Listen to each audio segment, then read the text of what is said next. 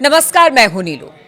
तो tariff war या oil war, अब जिस तरह से भारत पर अमेरिका ने टैरिफ लगाया उसको हम किस तरह से ले, क्या किस तरह की मंशा के साथ आखिर भारत पर टैरिफ लगाया गया। अब ऐसे में जो दो दोस्त हैं भारत के, खासतौर पर ईरान और रूस की बात यहां पर सामने आ रही है, इसको हम किस तरह से, ये टैरिफ है या ऑयल वॉर है, क्योंकि बात बार बार आकर तेल पर रुक रही है। देखिए बात जो है वो असल में ऑयल वॉर की है। टैरिफ तो खैर ठीक है, टैरिफ का तो बहाना है। असली वॉर ऑयल वॉर है। और अगर आप उसको सरल भाषा में समझें तो ईरान के साथ अमेरिका का एक ऑयल वॉर शुरू हो गया है। और जिसमें एक बड़ी जो बात अमेरिका को खटक रही है वो ये कि भारत और रूस दोनों ईरान से तेल खरीद रहे हैं, दोनों ईरान से पेट्रोकेमिकल्स खरीद रहे हैं। रूस भी खरीद रहा है और भारत भी खरीद रहा है। ये बात अमेरिका को अच्छी नहीं लग रही। एक तीर से दो निशाने की कोशिश है। अब आप समझिए ध्यान से कि कल क्या हुआ। कल दो चीजें हुई। भारत पर 25% टैरिफ वाली बात जो है वो तो आप जान ही रहे हैं कि भारत पर 25% टैरिफ लगाया गया। लेकिन इसके साथ ईरान में एक बहुत बड़ी ईरान को लेकर बहुत बड़ी खबर आई है। अब आप इसको समझिए ध्यान से कि क्या होता है और उसका भारत के टैरिफ से कैसे कनेक्शन है। देखिए खबर क्या है। The United States on Wednesday imposed sweeping new sanctions over 115 individual entities and vessels linked to Iran. कल अमेरिका ने 115 इंडिविजुअल्स हैं, उसमें जहाज शामिल हैं, उसमें ऑर्गेनाइजेशन शामिल हैं ईरान की, इनके ऊपर कल बैन लगा दिया गया है। ये अमेरिका की तरफ से बैन लगाया गया। The new sanction specifically target the shipping network of Mohammad Hussein Shamkhani, the son of Ali Shamkhani and adviser to supreme leader Ayatollah Ali Khamenei. अच्छा, अब आप समझिए इस बात को, जो 115 लोगों पर, 115 कंपनीज पर, ऑर्गेनाइजेशंस पर, इंडिविजुअल्स पर, जहाजों पर कल अमेरिका की तरफ से ईरान के ऊपर जो प्रतिबंध लगाया गया, उसमें सबसे बड़े निशाने पर कौन था? अली खामेनी साहब के जो सलाहकार हैं, उनके बेटे सलाहकार जो हैं, सन of Ali Shamkhani. Ali Shamkhani साहब जो हैं वो अयतुल्लाह खामेनी साहब के सलाहकार हैं, उनके पॉलिटिकल एडवाइजर हैं। उनकी सलाह के बिना वो कोई काम नहीं करते, ऐसा बताया जाता है। और उनके बेटे जो हैं मोहम्मद हुसैन शामखानी, इनके ऊपर जो है ये बताया जाता है कि इनके according to the treasury department, Shamkhani controls a fleet of over 50 tankers and container ships used to move Iran and Russian oil across the globe. बताया जा रहा है कि 50 से ज्यादा टैंकर्स हैं, शिप्स हैं, जो कि कंट्रोल करते हैं मोहम्मद हुसैन शामखानी, जो एडवाइजर हैं, उनके बेटे जो हैं वो इसको कंट्रोल करते हैं। तो अमेरिका ने इनके टैंकर्स, इनकी कंपनीज ऑयल व्यापार ना कर पाए, इसको लेकर इनके ऊपर बैन लगा दिया है। बड़ा चोट किया। 15 शिपिंग कंपनीज हैं, 52 वेसल्स हैं, 12 इंडिविजुअल और 53 एंटिटीज जो हैं, इनके ऊपर कल जो है वो अमेरिका की तरफ से बैन किया गया। ये फैसला कल ही हुआ है जब भारत पर 25% टैरिफ वाली बात आई है। उसके ठीक पहले ये बात आई, पेनल्टी की भी बात आई है कई कंपनियों को। अब पहले हम इस ईरान की बात को शॉर्ट में समझेंगे। देखिए ये जो बैन लगाए गए हैं, इसकी बड़ी वजह क्या है? इसकी बड़ी वजह यह है कि जब से 12 दिन का युद्ध रुका है, खत्म हुआ और सीज फायर हुआ, उसके बाद खामेनी साहब की तरफ से यह कहा गया, जो लास्ट स्टेटमेंट आया था, कि अब ईरान किसी भी क्षेत्र में रुकेगा नहीं। तेजी के साथ डेवलपमेंट्स हो रहे हैं। आप देखिए मिसाइल, हमने अपने पिछले वीडियो में बताया, मिसाइल टेस्ट हो रहे हैं। स्पेस साइंस में तेजी से ईरान आगे बढ़ रहा है और न्यूक्लियर जो टेक्नोलॉजी है उसको लेकर आगे बढ़ रहा है। खबरें आ रही हैं कि चीन से जो है डिफेंस सिस्टम पहुंच गया है, रूस से डिफेंस सिस्टम। आप देखिए कितना तेजी से ईरान जो है वो पिछले 12 दिन के युद्ध से जो सीख ली ईरान ने, उसके बाद वो कितनी तेजी से रैपिड फायर स्पीड के साथ जो है चीजें आगे बढ़ रही हैं। ऐसे में ईरान का ऑयल बिजनेस अमेरिका की आंख में सबसे ज्यादा खटक रहा है। और देखिए, अगर आप इस तरह से किसी देश में प्रतिबंध लगाते हैं तो आप उसकी अर्थव्यवस्था को तोड़ने का काम करते हैं, आप उसकी ग्रोथ को रोकने का काम करते हैं। बिल्कुल। तो शायद यही चीजें आंखों में खटक रही है। अब देखिए कल ईरान के ऊपर ये बैन लगता है, ये सैंक्शंस लगाए गए। उसके बाद आप देखिए भारत की 6 कंपनी, ये बड़ी गौर करने वाली बात है। देखिए कल जब ये अनाउंसमेंट हुआ कि भारत पे 25% टैरिफ लगेगा, उसके अलावा अमेरिका ने भारत की 6 कंपनीज पर बैन किया है। ये वो कंपनीज हैं जो ईरान से पेट्रोकेमिकल पेट्रोकेमिकल्स प्रोडक्ट खरीदती हैं। अब देखिए इसमें अल केमिकल सॉल्यूशंस प्राइवेट लिमिटेड है, जिसने $84 मिलियन से ज्यादा का पेट्रोकेमिकल प्रोडक्ट्स खरीदे हैं बिल्कुल ईरान के साथ। दूसरी company global industrial chemicals limited, global industrial कहलाती है। इसने जुलाई 2024 और 2025 के बीच में $51 मिलियन के मेथनॉल सहित ईरान के जो प्रोडक्ट्स हैं ऑयल से जुड़े हुए वो खरीदे हैं। जुपिटर डाई केम प्राइवेट लिमिटेड है, जुपिटर डाई केम के नाम से जानी जाती है।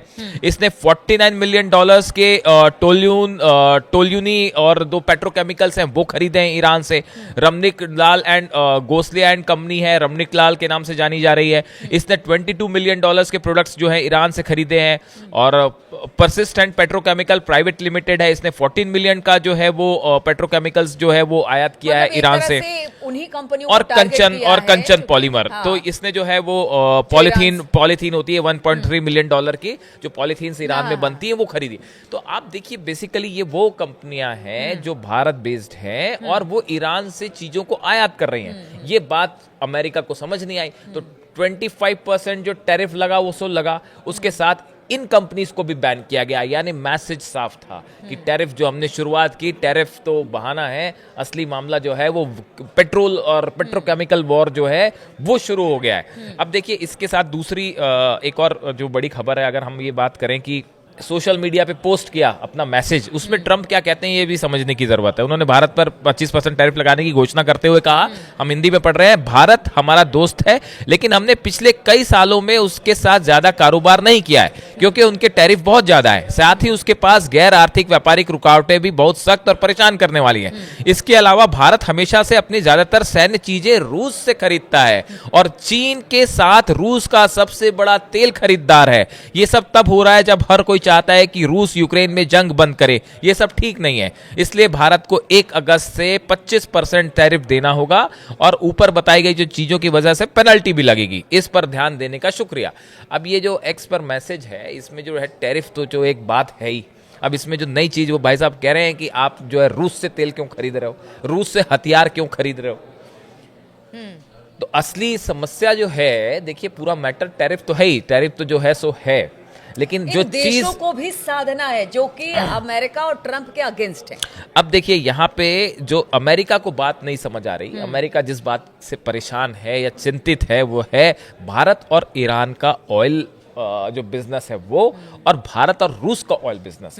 ये तीनों देशों की अगर हम बात कर ली जाए, ईरान, भारत और रशिया, अगर ये तीनों देशों की बात कर ली जाए, इनके बीच में अगर ऑयल थोड़ा सा कम हो गया व्यापार जो है, अगर आप भारत और ईरान की बात करें तो एक वक्त था जब भारत और ईरान के साथ बहुत अच्छा, देखिए 2007-8 में भारत के साथ तेल व्यापार अपने टॉप पे था और ईरान की हिस्सेदारी करीब 13% तक पहुंच गई थी। 2018-19 में भारत ने $12.3 अरब का जो है वो ऑयल व्यापार किया है। भारत की सरकार ने हमेशा कहा कि भाई हमारी जो है with foreign policy, independent foreign policy, हम किसी के दबाव में काम नहीं करेंगे। और ये भी तो है कि हमने भारत के नागरिकों की हित की बात भी भारत करता है, नेशनल इंटरेस्ट। बिल्कुल बिल्कुल, अगर सस्ता तेल ईरान मुहैया करा रहे हैं या रूस मुहैया करा रहा है तो हम क्यों ना इनके पास जाए। भारत ने ईरान से भी देखिए 2018-19 में भारत ने $12.3 अरब का जो है तेल खरीदा ईरान से। यानी ईरान के साथ भी भारत ने बिजनेस किया और रूस के साथ भी किया, भले अमेरिका उसका विरोध करता रहा हो। अब इसके बाद देखिए और दूसरी एक और चीज समझने वाली है कि अब ये जो 25% टैरिफ की बात है, ये जो टैरिफ जो है इससे बताया जा रहा है कि भारत की जीडीपी को कुछ नुकसान होगा, 0.2 से 0.5% तक अफेक्ट हो सकती है। अब ये कौन से सेक्टर्स हैं, इसमें ऑटोमोबाइल्स हैं, auto parts, steel, aluminium, smartphone, solar modules हैं, मरीन प्रोडक्ट्स हैं, जो रत्न होते हैं मतलब ज्वेलरी होती है, और इस तरह की जो प्रोसेस्ड फूड है,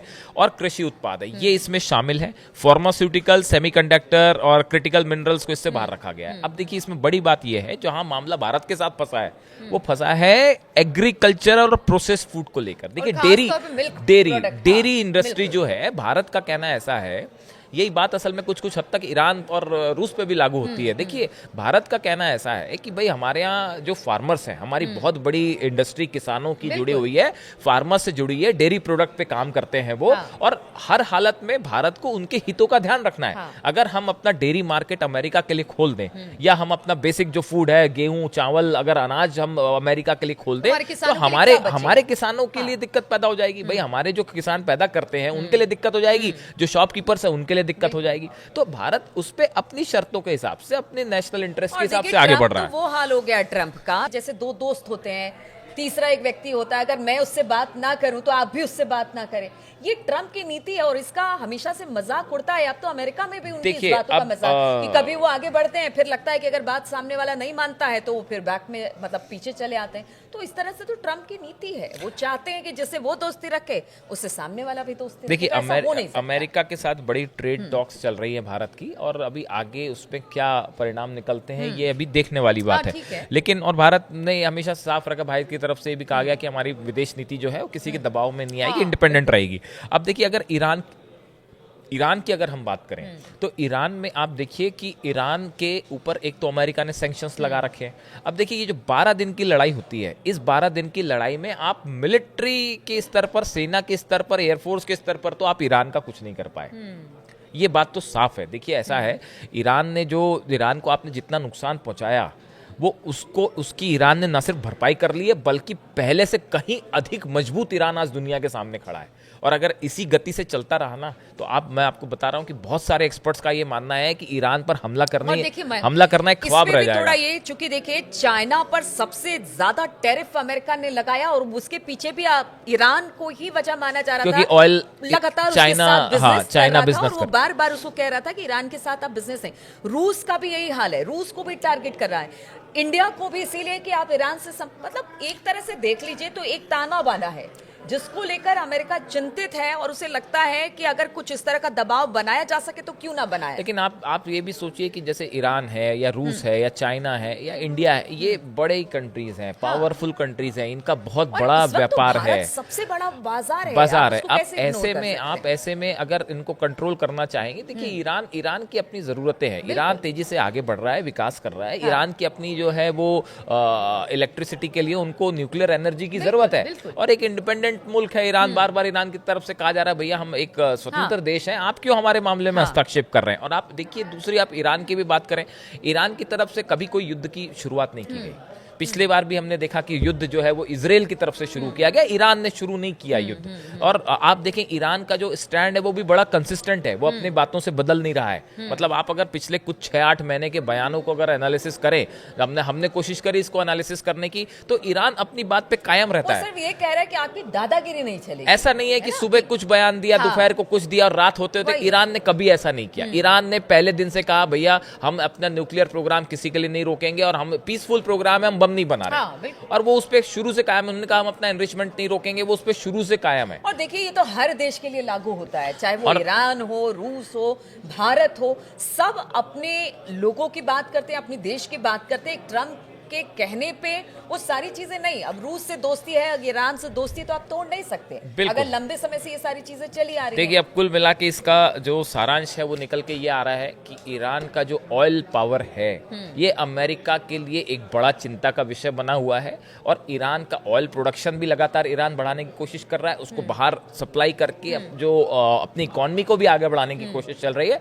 अमेरिका इसको रोकने में लगा हुआ है, उन देशों पे बैन टैरिफ लगाने में लगा हुआ है और फाइन लगाने में हुआ है जो ईरान से तेल खरीद रहे हैं। तो ये टैरिफ की आड़ में एक बड़ा गेम ऑयल वॉर जो है मिडिल ईस्ट में, जैसे जानकार मानते हैं, इसका खामियाजा अमेरिका को, खामियाजा पूरे मुल्क, पूरी दुनिया की इकोनॉमी को होगा। इसकी आजकल ऐसा नहीं हो सकता कि आप किसी एक देश की इकोनॉमी को अलग छोड़ दें और दूसरे देश की, पूरे दुनिया की इकोनॉमी डिपेंडेंट है एक दूसरे पर। तो ऐसे में इसका नुकसान सबको होगा और ये बात समझनी होगी। और कुल मिला के जो मॉरल ऑफ द स्टोरी हमारे हिसाब से है कि ये टैरिफ वॉर से बड़ा एक ऑयल वॉर है जो मिडिल ईस्ट में अब ईरान और अमेरिका के बीच शुरू हो गया है, जिसमें कौन किसके साथ है और कौन कितना आगे बढ़ता है ये कुछ दिनों में सामने आएगी। चलिए, तो ये ऑयल वॉर है, ये टैरिफ वॉर है, इस पर हम सोचते हैं कि आप जरूर अपनी राय रखें कि आप इसे किस तरह से देखते हैं, क्योंकि इस वक्त जो ट्रंप कर रहे हैं और जो धड़ाधड़ टैरिफ लगा रहे हैं उसको लेकर बाकी देश के बीच में ये चर्चा का विषय है, लेकिन देखिए इससे नुकसान तो सभी को हो रहा है।